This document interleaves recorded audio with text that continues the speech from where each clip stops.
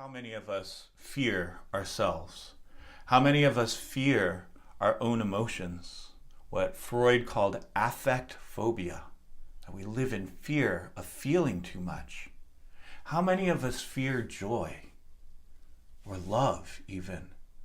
Fear that it might be taken away from us, fear of the vulnerability of love, that, if I love somebody, then they have my heart in their hands and they can crush it as it's been crushed before, right? We fear feelings all across the board. As the Buddha said, we love happiness, and yet we seem to shrink away from the causes of happiness.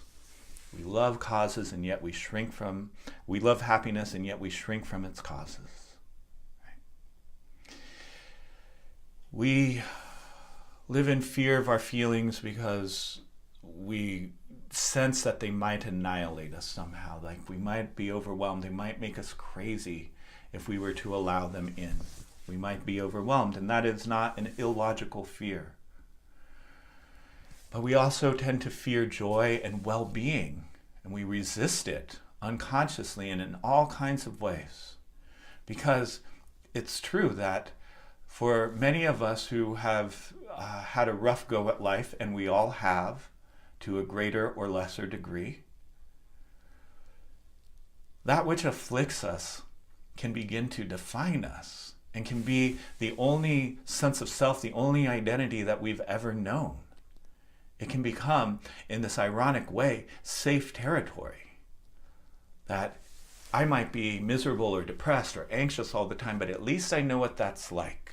So I will unconsciously resist healing in some way, because at least that's known territory and I know what happens next.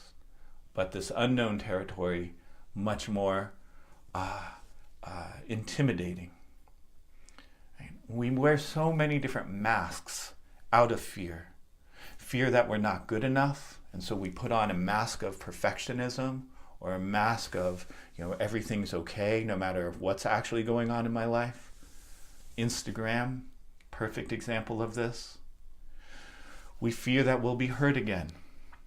We fear feeling things like guilt.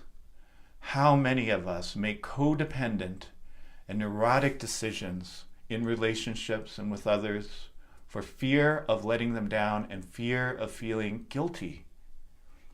And then we end up in all kinds of tangled up situations.